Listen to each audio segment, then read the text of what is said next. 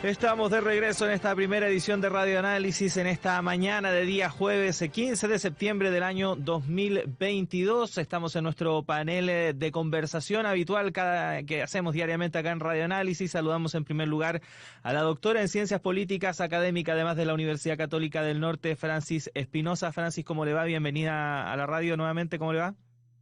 Muy buenos días, Claudio. Un gusto, Francisco. Feliz de estar con ustedes nuevamente comentando política y un gran abrazo para ustedes y su audiencia desde Antofagasta. Sí, un saludo también a quienes nos sintonizan a esta hora de la mañana a través de la radio de la Universidad de Antofagasta. Y por supuesto también saludamos al historiador y director del Museo de la Memoria y Derechos Humanos, Francisco Esteve. Francisco, ¿cómo le va? Bienvenido también acá a Radio Universidad de Chile.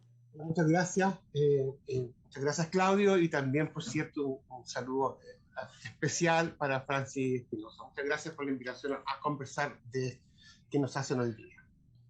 Así es, tenemos varios temas que conversar y que analizar, pero obviamente vamos a partir por todo lo que ha ocurrido durante estos últimos días en torno al proceso constituyente, luego de la victoria del rechazo, las reuniones que finalmente están instaladas ahí en el Congreso Nacional con los partidos políticos con representación parlamentaria que han tenido ahí unos tiras y afloja. Hoy día supuestamente iba a haber una reunión que no se va a hacer, se corrió para la próxima semana, producto de esta molestia que se creó en Chile Vamos a partir del rol que ha jugado también el gobierno durante estos últimos días en torno a la materia. Francis, te quería pedir una primera opinión respecto de cómo has visto este proceso constitucional que por ahora está ahí en la incertidumbre sin saber qué es lo que va a ocurrir. Sí, yo tengo la impresión de que en el fondo es un poco la profecía autoanunciada, ¿no? O sea, me refiero a que nosotros veíamos ya que ganando el rechazo iba a generar digamos, un proceso de incertidumbre bien significativo. Eso por lo de pronto. Lo segundo, también decíamos que todo es señal política y yo quisiera agregar todo es susceptibilidad política, es decir, pareciera ser que todo lo que dicen, sobre todo, digamos, las ministras molesta, en este caso, al mundo político. Eso desde una perspectiva, desde la susceptibilidad política. Y lo tercero, que me parece, digamos, importante es, digamos, ¿quién toca la música finalmente? Y quien toca la música tiene, en primer lugar, relación entre vencidos y vencedores, ¿no? Digamos, la literatura decía que en realidad la historia la cuentan o la relatan los vencidos, pero pareciera ser que en realidad los vencedores en el ejercicio del poder tienen todo el poder, valga la redundancia. Eso por lo de pronto. Y finalmente me parece que el análisis también hay que hacerlo también desde el ejercicio del poder, pero desde los dos grandes poderes del Estado, que en este caso es el legislativo y el ejecutivo. Es decir, digamos, la oposición ha planteado este intervencionismo, digamos, a partir de la ministra del Interior, Carolina Toá, digamos, una especie de intervencionismo político y en el fondo el gobierno un poco de la pelota, es lo que corresponde, ¿no?, al Parlamento para generar este diálogo. Si hubiese ganado el apruebo también iba a ser un proceso un poco menos tal vez de incertidumbre, pero también de acuerdos políticos. Entonces, ¿cómo se van generando los acuerdos políticos sin que, como decía el presidente de la UDI, Macaya, ¿no? Javier Macaya, vamos polarizando o bipolarizando aún más el país? Entonces yo creo que son esos tres niveles de análisis que habría que comentar y yo creo que ahora finalmente nos quedamos con el análisis, bueno, cuál va a ser el rol del gobierno y cuál va a ser el rol del Parlamento y por supuesto los partidos políticos, que es un poco el llamado que hace el presidente de la Cámara de Diputados, Raúl Soto. Uh-huh. Sí, Francisco, ¿cómo has visto tú estos primeros 10 días post plebiscito? Bueno, mira, en primer lugar, yo quiero señalar que aquí hay un tema de fondo que es un cuestionamiento permanente a que el gobierno haga política, que es bien curioso esto, porque esto no ocurre en ninguna parte del mundo democrático, por cierto, y porque un gobierno elegido políticamente está elegido también para hacer política. O sea, todo lo que fue el impedimento para que el presidente o el Poder Ejecutivo pudiese hablar de política respecto del proceso de la Constitución, a mi juicio fue insostenible, pero además aceptado. Eh, esta amenaza permanente de la Contraloría de que no se podía, que el gobierno no podía hablar de política, y eso fue aceptado como algo, como algo propio del Estado democrático, a mi juicio no se sostiene comparativamente. Porque, a ver, y la preocupación de Contraloría es que los recursos públicos aprobados por ley no se gasten en campañas por parte del gobierno, absolutamente de acuerdo, porque ahí uno tiene que respetar lo que es el destino de los recursos aprobados por la ley de presupuesto. Pero que el gobierno no pueda hablar de política, que no pudiese hablar de que estaba de acuerdo y que aprobaba la propuesta de nueva constitución, eso es insostenible en cualquier Estado democrático. Y ahora, el corolario de eso es que se dice que el gobierno ya no puede hablar tampoco respecto del tema de la propuesta de cómo se sigue el camino político para arribar a una nueva constitución. Y que eso sería un tema nada más que supuestamente del Congreso.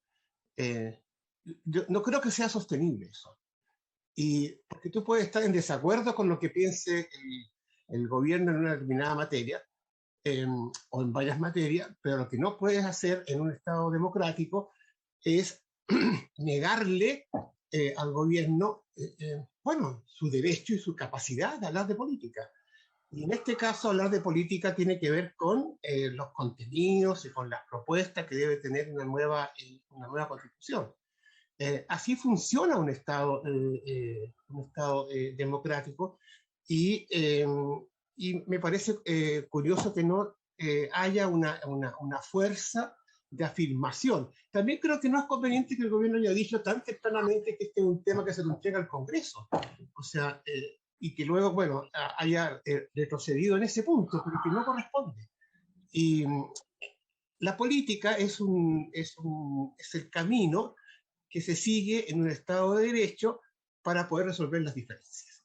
Y en ese Estado de Derecho, el gobierno tiene un rol, y tiene un rol político, y eso no puede ser una situación que se considere inaceptable. Al contrario, es parte de cómo funcionan las cosas en cualquier país democrático. Lo segundo,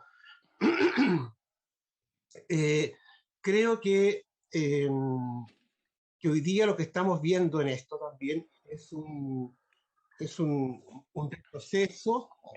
Quiero partir por otro lado. Hasta hace poco, y creo que todavía prevalece eso, existía un consenso transversal respecto de que se necesita una nueva constitución.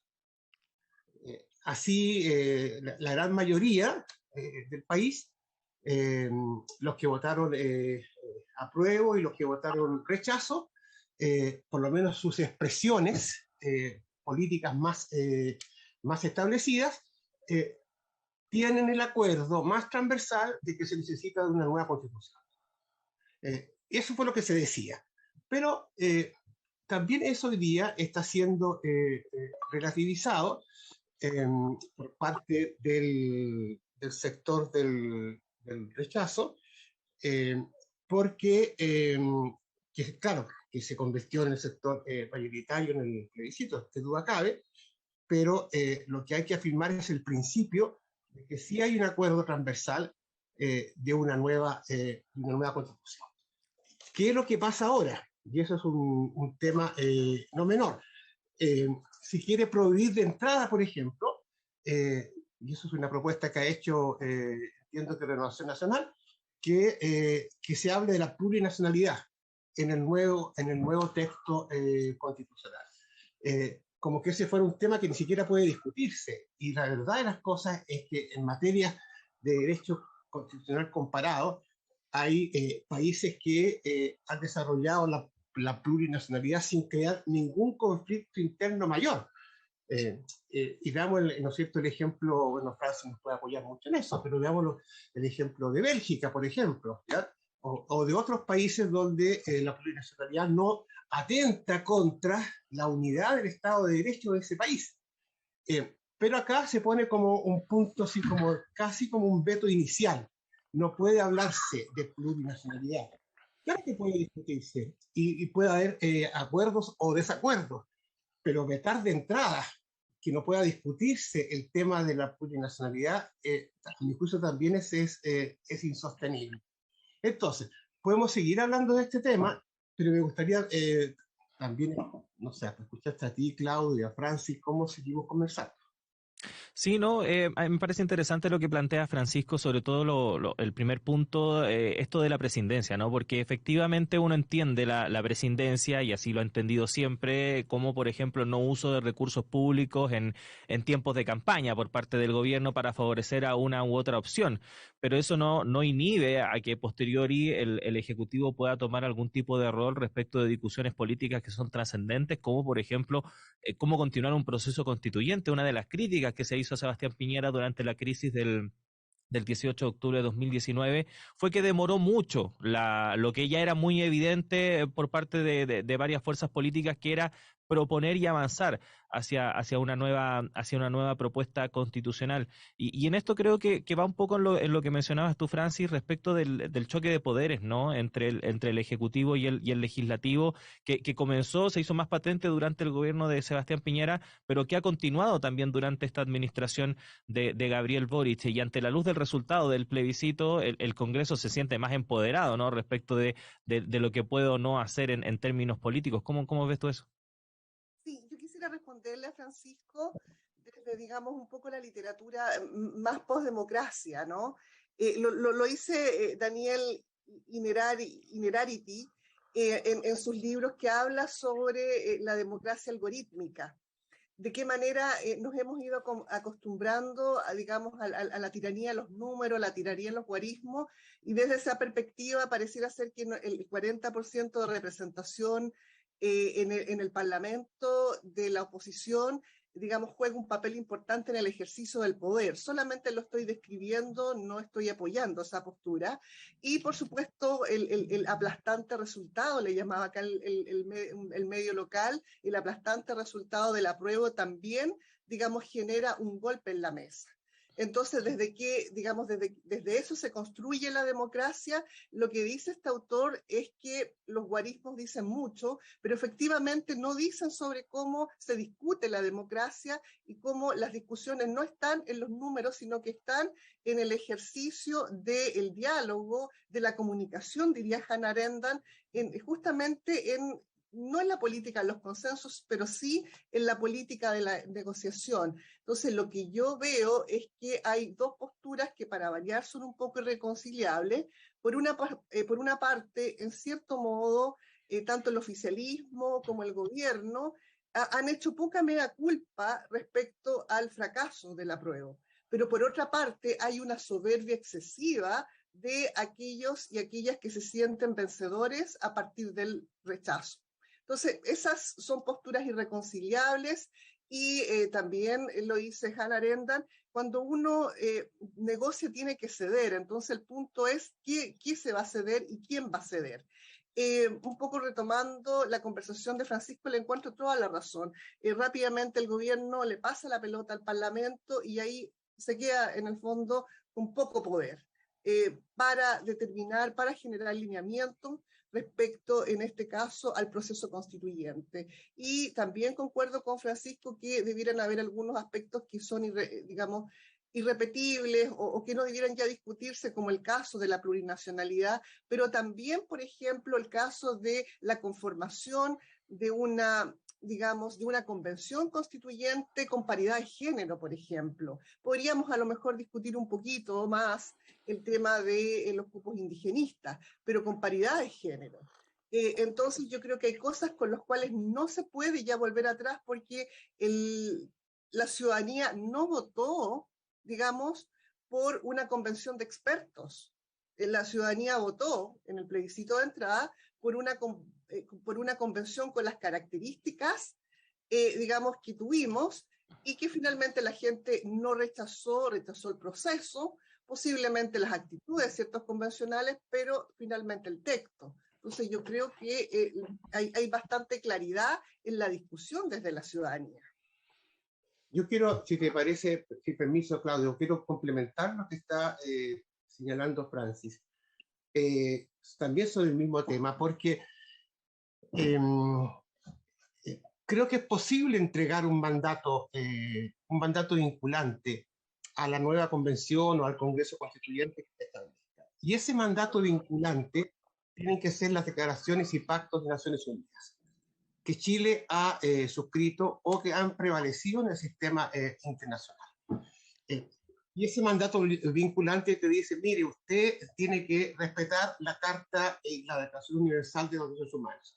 Tiene que enmarcarse dentro de los grandes tratados y de los pactos internacionales en esta materia. O sea, ese mandato vinculante sí existe y es nuestra pertenencia como país soberana, pero pertenencia al sistema de Naciones Unidas.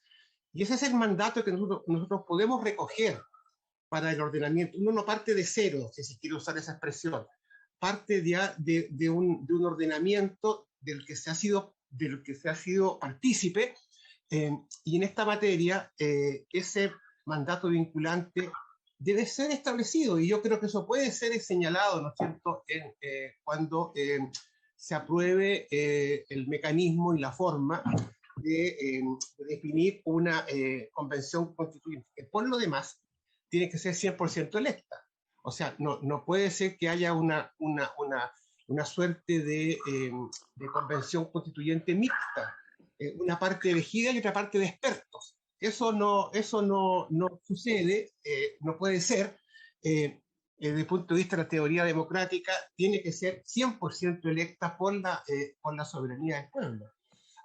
Igual hay referencias obligadas que hay que tener presente. La historia constitucional de Chile, las constituciones comparadas, la misma propuesta de la Convención Constituyente son referencias no vinculantes, pero obligadas, tenerlas sobre la mesa. Pero sí lo vinculante son las declaraciones y pactos asumidos por el Estado de Chile históricamente de Naciones Unidas, o los documentos más fundamentales que Naciones Unidas ha elaborado. Eso te pone un marco, eso te pone una referencia. Y ahí hay que trabajar. Uh-huh. Ahora, pasando a este tema de los expertos, ¿no?, que ha estado tan en boga durante los últimos días y ha sido propuesto por diversos actores políticos, dirigentes, que además es un tema que es bastante ambiguo porque no existe claridad respecto a qué se refieren con expertos de qué área, expertos de qué sector político, porque sabemos que por más que se tenga esta idea, ¿no?, de que sería bueno tener un grupo de, entre comillas, iluminados que estén por sobre el bien y el mal. Sabemos que todas las personas, incluidos estos expertos, también tienen sensibilidades políticas, posturas distintas respecto de cómo se ve o cómo debe avanzar la sociedad. Pero se ha hablado por parte de muchos sectores, sobre todo ligados a Chile Vamos, respecto de que es una instancia que se debe incorporar al proceso. Y ahí les quería pedir una opinión, ¿no?, respecto de esta petición y de este mensaje también que se quiere dar, porque uno podría también sostener que la Convención Constitucional que presentó la propuesta que finalmente fue rechazada también estaba compuesta por muchos expertos de diversas áreas. Habían abogados constitucionalistas con dilatada trayectoria, académicos de universidades, científicos, representantes de otras áreas. Entonces, no es que la Convención Constitucional hubiese trabajado sobre la base no de opinión de expertos. Entonces, les quería pedir ahí también una visión respecto de por qué se insiste tanto en este tema y qué tanto podría aportar o no al proceso. Sí, yo quisiera, digamos, retomar la idea de la construcción de la discusión política y la democracia, porque me parece que nunca habíamos estado en un proceso más politizado en el país en términos de la discusión, y eso me parece fascinante. Lo segundo, en gobiernos tan tecnocráticos como los periodos de Sebastián Piñera, pareciera ser que nos acostumbramos a una tecnocracia más bien desde la accountability, pero no desde la discusión política, y desde la discusión política, digamos, de la riqueza de incluso construir en veredas distintas. Con respecto a lo que me habla, un poco la sensación que queda que al alero, digamos, de los partidos políticos o de personajes políticos, se han ido levantando numerosos think tanks, organizaciones que se ponen en discusión, que toman encuestas incluso. Entonces a lo mejor la discusión va por ahí, que por lo demás son eminentemente politizadas, ¿ah? Pertenecen, digamos, prácticamente a conglomerados políticos o a tendencias ideológicas. Tanto de izquierda como de derecha. Entonces pareciera ser que esos grupos que han ido construyendo un poco, entre comillas, la epistemología o la filosofía de los gobiernos, pareciera ser que también quieren velas en el entierro. Entonces pareciera ser que eso es lo que se entiende. O simplemente que las universidades, que es lo que en un primer momento se planteó, pusiesen a disposición algunas experticias para algunos temas en específico. No necesariamente esta tiranía de la abogacía, porque tampoco nos podemos llenar con puros abogados en una convención constituyente. Lo que pasa en eso también es que, lo voy a decir con mucha firmeza, no hay expertos constitucionales que no sean políticos. O sea, que no tengan un pensamiento o una opción política. Los expertos constitucionales son especialistas y tienen que ser tomados en cuenta, y mucho, ayudan a que los textos sean sustentables jurídicamente, que sean técnicamente sostenibles, que no se contradigan, en fin, pueden hacer mucho aporte, pero finalmente la soberanía política está entregada por el pueblo que elige a sus representantes. En este caso, la soberanía está entregada a los convencionales de la nueva convención, o como quiera que les llamemos, esa instancia que se forme para definir el texto de la nueva constitución. Ahora, ¿qué es lo que sí sucede, en mi opinión? Que la constitución que se ofrezca, la propuesta que se elabore, tiene que ser más sintética.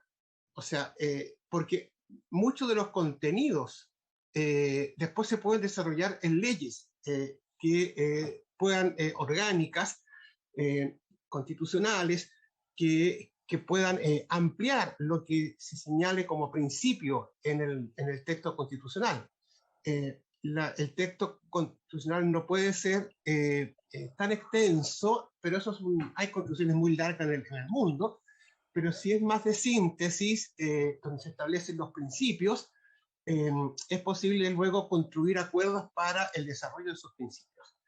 Sí, eso yo creo que es legislativamente, me refiero. Yo creo que eso es posible, pero la idea de que hay expertos que no son políticos, o expertos que pueden hablar de la Constitución desde fuera de la política, eso no existe. Por cierto, pueden ser expertos que no tengan una militancia política, pero que sí tienen opinión política sobre cómo debe pensarse la Constitución. Eso es indudable. O sea, no puede sostenerse que los expertos no sean políticos. Uh-huh. Bueno, son las 9 de la mañana, tenemos que hacer una pausa en esta primera edición de Radio Análisis, pero vamos a seguir conversando de este y otros temas también que han estado pasando en nuestro país durante este mes de septiembre, que ha estado muy, pero muy agitado. Así que nos separamos unos segundos y ya regresamos junto a Francisco. Regresamos a esta primera edición de Radio Análisis, son las 9 de la mañana con 4 minutos, estamos completamente en vivo y en directo a través de todas las plataformas de la radio, también de la red de radios que piensan y del canal de televisión de la Universidad de Chile, transmitiendo en esta mañana de día jueves 15 de septiembre del 2022, previo a la celebración de fiestas patrias. Estamos junto a Francis Espinosa, también Francisco Esteves, dialogando en este espacio que tenemos a diario para conversar respecto de política, acontecer nacional y la coyuntura, por cierto, que ha estado muy intensa durante este año 2022. Estábamos hablando del futuro del proceso constituyente, Francisco, y una de las cosas que uno se ha podido dar cuenta, ¿no? O ver respecto de cómo han ido transcurriendo finalmente todos estos acontecimientos, es cómo ha ido evolucionando todo este tema a la luz de los resultados electorales. Bueno, luego del estallido social y la expresión masiva de la ciudadanía en las calles, que no se nos tiene que olvidar, no podemos dejar de tener en cuenta ese factor que fue el germen, o por lo menos el detonante, ¿no? Porque el germen se venía incubando desde hace bastante bastante tiempo, sino que el detonante de todo este proceso se tuvo una expresión en dos elecciones, que fue la del plebiscito constitucional de entrada y la elección de los convencionales constituyentes, donde hubo un claro mensaje, sobre todo a los partidos políticos, ¿no? Respecto de que había una molestia sobre la forma en la cual estaban trabajando y haciendo política en nuestro país, y hubo una opinión mayoritaria, casi un 80%, por dejar fuera al Congreso Nacional de este proceso constituyente. Pero luego del trabajo de la Convención Constitucional y de la votación del plebiscito de salida con el triunfo del rechazo, pareciera ser que el Congreso terminó más fortalecido y finalmente el proceso terminó recayendo ahí, ¿no? Entonces les quería pedir una opinión respecto de esta transición, ¿no? De un proceso que partió siendo muy ciudadano, con presencia de independientes. Se demandaba, de hecho, la presencia de independientes, se tuvieron que crear fórmulas para que pudieran competir de mejor manera en términos electorales, y para que finalmente termináramos en esto con el proceso nuevamente en manos del Congreso Nacional, de los partidos políticos tradicionales, y con una incertidumbre respecto de cómo va a poder seguir participando la ciudadanía en el mismo. ¿Cómo ven eso, Francis? Sí, Francis, yo por creo que supuesto. habría que avanzar en la discusión de, digamos, un poco técnica, ¿no? Del formato, en el sentido de que el plebiscito de entrada era más bien voluntario y el de salida fue obligatorio, es decir, una masa de gente que se declara política fue a votar, y pareciera ser que las decisiones las tomó en el último minuto. En segundo lugar, habría que reconocer que sí, como decía Diamela Alpit, tuvo una pedagogía, el rechazo fuerte, es una estrategia o una planificación estratégica desde que se comienza con la convención hasta el día de hoy, de la generación, digamos, de un rechazo incluso de la mantención, de la mantención. Sí. Teníamos ahí algunos problemas de internet de Francis, pero ahora parece que te recuperamos. No sé si estás por ahí. Sí, No, ahora sí, no sé. te escuchamos bien por lo menos. Sí, ahí estoy. Le decía que en el fondo un poco lo que yo discutía era de qué manera esta estrategia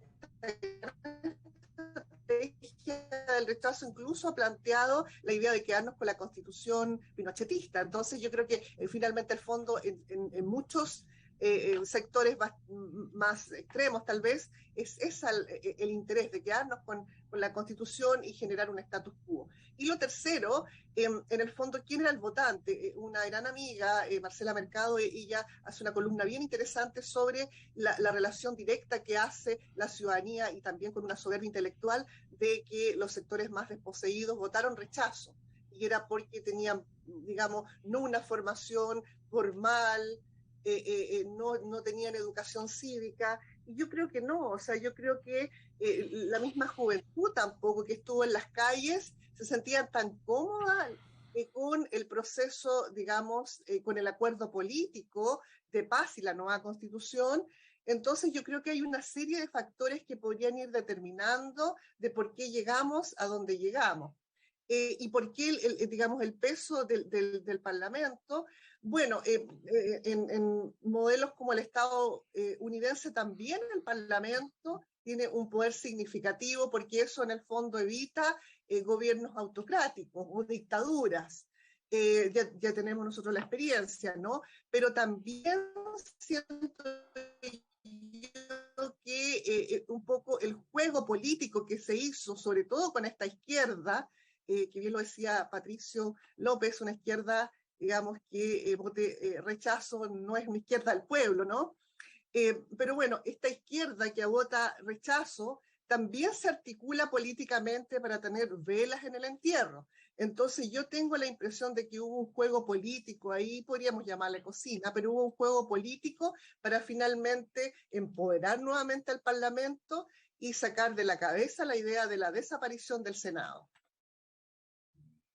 Sí, Francisco. Mira, lo que pasa es que, en mi opinión, el plebiscito que se realizó no fue solo un plebiscito sobre el texto constitucional, eh, sino que fue un plebiscito de valoración de la situación que el país está viviendo. Se entendió por muchos de los que votaban era el apruebo o el rechazo a la situación económica, a la situación política, a la situación social que el país está viviendo. Y se entendía que el texto constitucional era el apruebo significaría aprobar la situación en que se encuentra el país. Y el rechazo era más bien decir un cuestionamiento a esa situación. ¿Por qué? Porque lo que se está viviendo en el país, hay que asumirlo, es una crisis económica significativa y también una crisis de sociabilidad.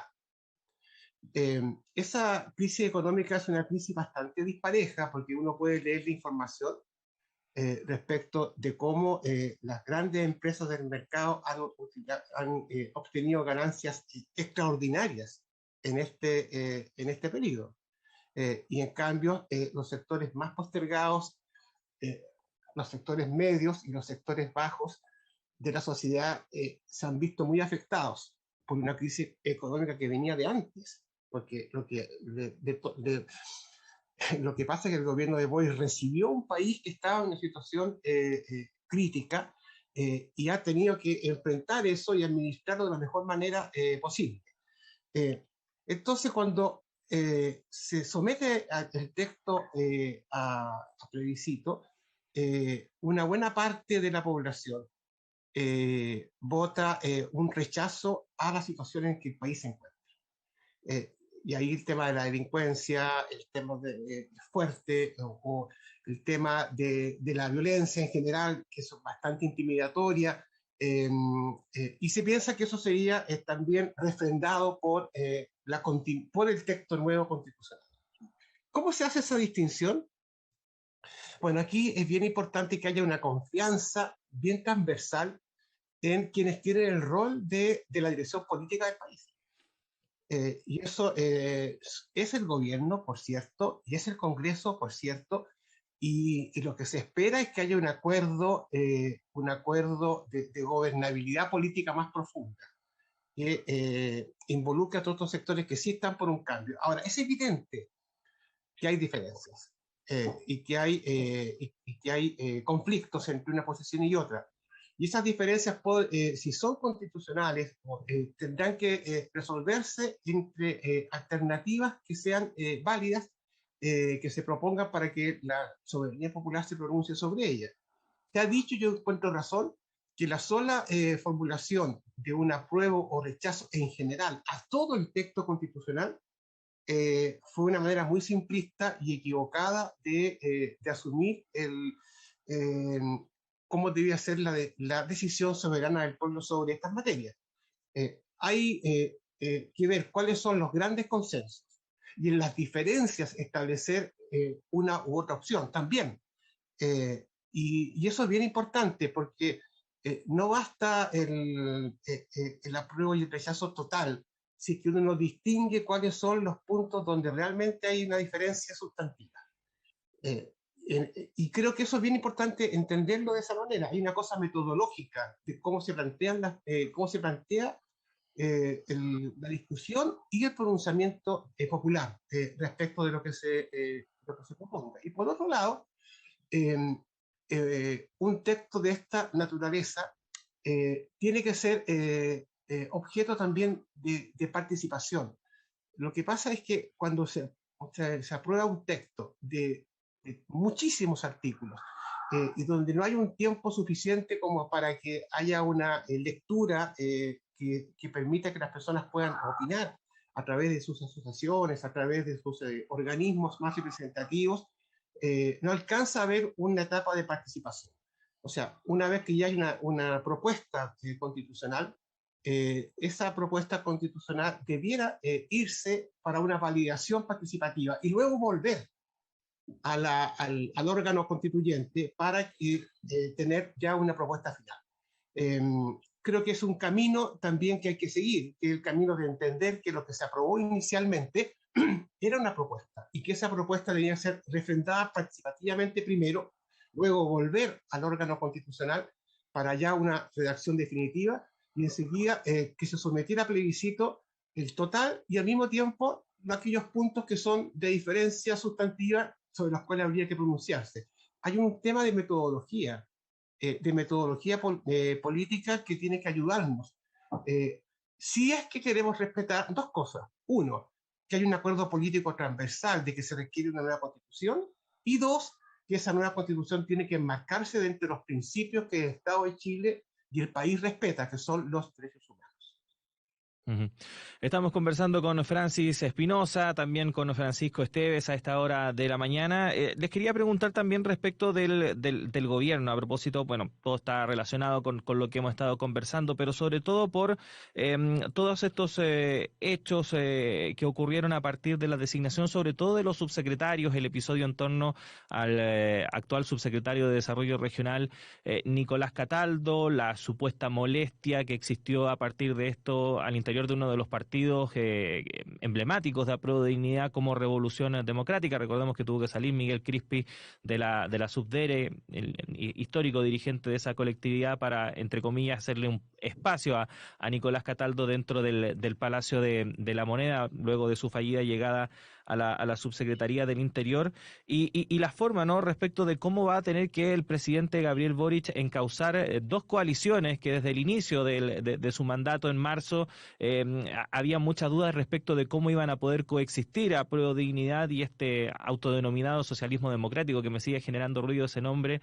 porque da a entender que hay un socialismo democrático y antidemocrático, lo cual es como extraño de explicar, pero que además van a tener que coexistir en un escenario completamente distinto al que tenían, imagino, en marzo, donde, aunque no se reconozca públicamente, el escenario era que iba a ser un gobierno que iba a implementar una nueva constitución, pero ahora no, eso cambió y va a tener que trabajar sobre la base de la constitución que existe, y de ahí en más tratar de desarrollar esta agenda transformadora. ¿Cómo ven este trabajo que va a tener que encabezar el presidente, primero de reordenar sus filas luego del plebiscito y posteriormente gobernar bajo las reglas del juego que se establecieron a partir de ahora, Francis?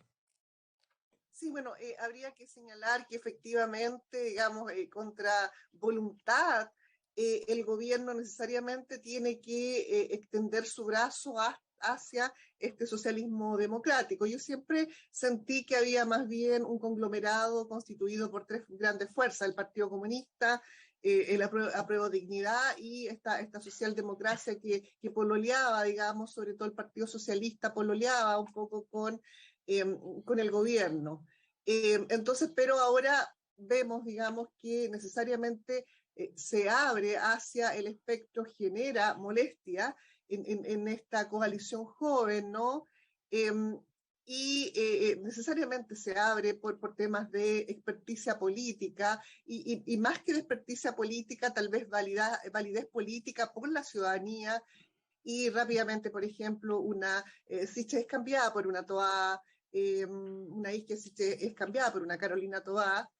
Entonces, y de ahí se van generando, digamos, señales políticas un poco más, diría yo, de sensación de certidumbre hacia el gobierno. Efectivamente, el gobierno tenía una relación siamésica, le llamaba yo, con la convención o con el proceso constituyente, y dado que finalmente el proceso se truncó o perdió finalmente, también el texto, ¿no? El gobierno tiene que rearticularse en primer lugar en la agenda. Estábamos viendo ahí el tema de la reforma tributaria, la oposición plantea que hay que dividirlo en dos, algunas propuestas que se hacen tal vez no tan significativas, tal vez.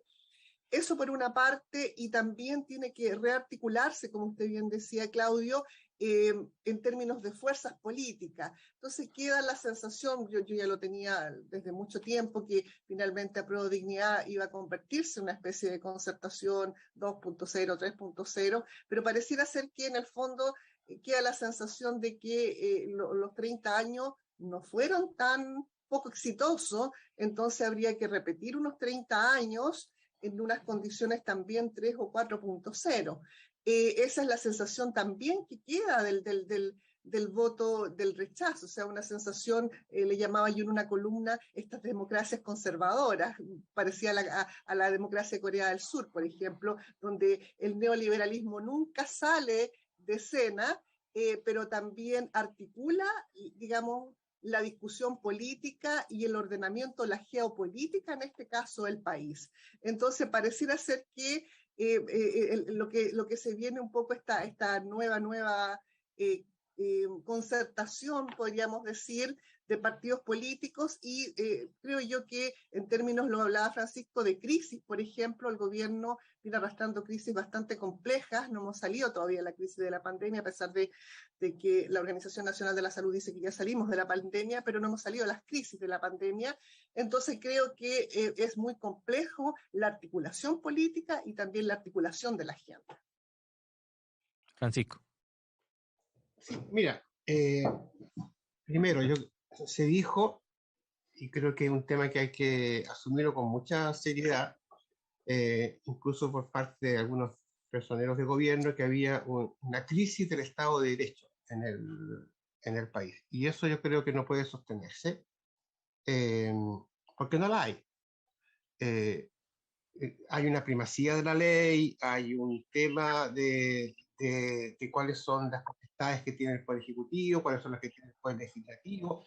Creo que hay, sí, hemos conversado, crisis bien específicas que son bien complicadas, en la parte económica o en la parte de seguridad, en la zona sur del país y también en lo que son las zonas urbanas, la delincuencia, en fin, pero no se puede concluir de ahí que hay una crisis del Estado de Derecho, porque no la hay, porque si hay una crisis del Estado de Derecho, uno abre la puerta para el mismo argumento que se usó para el golpe de Estado.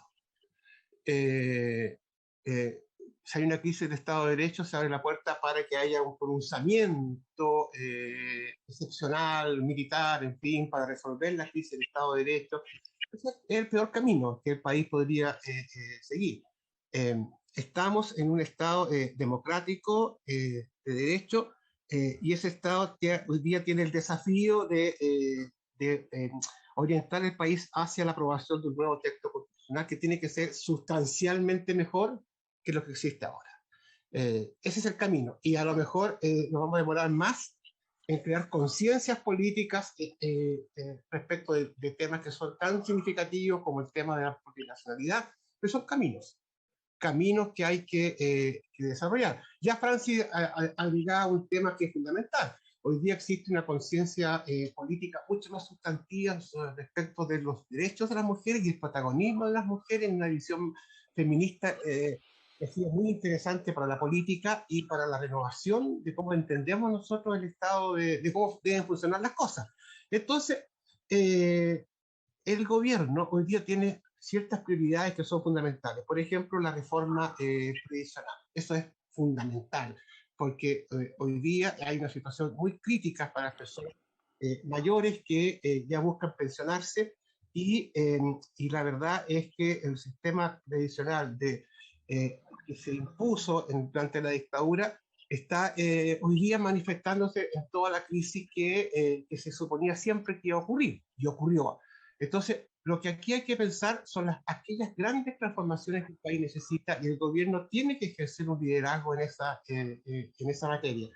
Y al mismo tiempo garantizar que hay un proceso constitucional que se abra, como ya lo decía, al más amplio consenso, pero sobre la base de respetar los principios constitutivos de Naciones Unidas en materia de derechos humanos. Ahora, a partir de esto que planteaba también Francis, ¿no? Respecto de esta posibilidad de que finalmente la coalición de gobierno termine transformándose en una suerte de concertación 3.0 o una nueva mayoría, en fin, hay ahí un grupo que toma mayor prevalencia, ¿no? Que vendrían a ser las colectividades más tradicionales, el Partido Socialista, el Partido por por la democracia que terminaron obteniendo puestos clave al interior del Palacio de la Moneda y del gobierno. ¿De qué forma eso podría tensionar las relaciones al interior de la coalición, ¿no? Tomando en cuenta lo que hemos visto en experiencias pasadas, ¿no? Lo que pasó en el gobierno de la nueva mayoría, encabezado por la expresidenta Michelle Bachelet, que no fusionó esa relación que hubo, por ejemplo, entre el Partido Comunista y la Democracia Cristiana. Ahora no está la Democracia Cristiana, pero hay sectores al interior del Partido Socialista que son claramente mucho más de centro que de izquierda. ¿Cómo ven eso, tomando en cuenta estos desafíos también que plantea Francisco, ¿no? La reforma tributaria, la reforma previsional, que van a requerir de mucho muñequeo, por así decirlo, en un Congreso tan fragmentado? Sí, brevemente, porque nos quedan pocos minutos, señalar que en primer lugar habría que hacer la discusión desde una cosa generacional.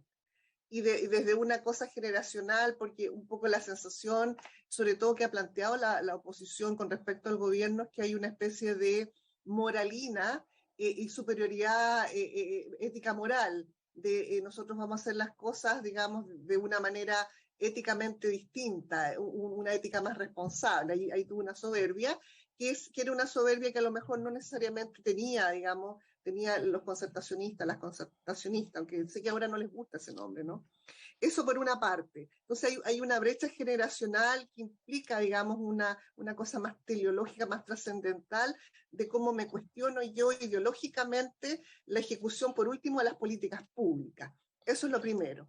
Y lo segundo, necesariamente, digamos, la tensión ideológica de centro frente a un gobierno que se planteaba más bien de izquierda, incluso de izquierda radical, ha planteado la oposición, de qué manera convive con este centro izquierda. Tengo la impresión de que en ese sentido el presidente Boric ha sido bastante inteligente en ir generando en negociaciones que tienen que ver con dejar ser por una parte, pero también negociaciones que tienen que ver con la concesión. Yo creo que cuando uno, digamos, dialoga y negocia, tiene que conceder, o sea, no se puede ir el win zero le llaman, sino que tiene que ser un win-win. Entonces, ¿de qué manera debiera el gobierno generar una estrategia win-win para, digamos, llevar a cabo por lo menos la reforma tributaria? Francisco. A mí me parece que Francia debería entrar a la Convención Constituyente nueva, pero ese es otro tema. Yo creo que todos los integrantes de los paneles deberían estar en una futura convención. España. Francisco también. Tienen mi voto, por lo menos. A mí me parece que aquí tenemos un muy buen presidente, que es muy sensible a todos los temas, es bastante articulador de las diferencias, y me parece que lo que está claro es que un gabinete político tiene que ser intergeneracional, porque la crisis que hay en el país es así, ¿ya? Hay que hacerse cargo de esa crisis de sociabilidad, que es una crisis más transversal. Al mismo tiempo hay que construir propuestas, no retomando lo que ya se hizo, sino pensando en lo que viene. Y eso hay que hacerlo construyendo mayorías de diálogo que lo permitan y lo hagan sostenible. Entonces, desde ese punto de vista, creo que tiene que haber un empoderamiento político de la nueva gestión, y asumir un rol más proactivo. Un rol proactivo que es un rol de diálogo, no de ausencia, sino de presencia en todo este proceso, y no dejar y no pensar que el rechazo fue un rechazo al gobierno, más bien es a una situación. Y esa situación crítica que el país vive hay que enfrentarla. Desde ese punto de vista, a mí me parece que esa es la manera responsable de construir acuerdos transversales para avanzar en lo que tenemos que avanzar. Bueno, muchas gracias, Claudio, por la invitación. Y gracias, Francis, también. Sí, no, gracias a ti, Francisco, a Francis por haber estado hoy, que sabemos es un día además que estamos todos ahí con zapatillas de atleta, ¿no? Ahí con los clavos puestos para poder ir a celebrar, así que nada, un doble agradecimiento y lo esperamos ahí en una próxima ocasión acá en el panel. Que tengan un buen día. Gracias, Francisco, Claudio. Sí, muchas gracias.